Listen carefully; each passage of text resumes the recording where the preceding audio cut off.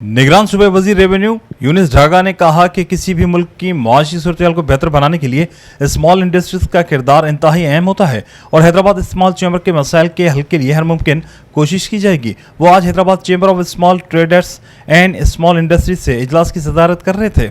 उन्होंने चैम्बर की ग्रांट के हवाले से कहा कि सिंध हुकूमत से कमेटी की मंजूरी के बाद चैम्बर के फंडिंग का मसला हल हो जाएगा। और सूबाई वजीर ने मजीद कहा कि MD साइड की तैनाती मुस्तकिल तो नहीं हो सकती बल्कि उनकी मुलाजमत की मयाद में तोसी की जा सकती है।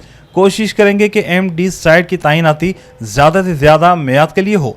उन्होंने MD साइड गजनफर अली कादरी को हिदायत की कि वो साइड एरिया के दौरे करें और उनके मसाइल तरजीही बुनियादों पर हल करने को यकीनी बनाएं। सूबाई वजीर ने कहा कि पंजाब ने सनती जोन 1980 में कायम किया जबकि सिंध का सनती जोन काफ़ी पुराना है, इसलिए सिंध के सनती जोन को तरक्की दिलवाने के लिए मजीद कोशिश की ज़रूरत है। निगरान सूबाई वजीर रेवेन्यू यूनिस ढागा ने चैम्बर के अरकान के तमाम मसाइल को तरजीह की बुनियादों पर हल करने का यकीन दिलाया।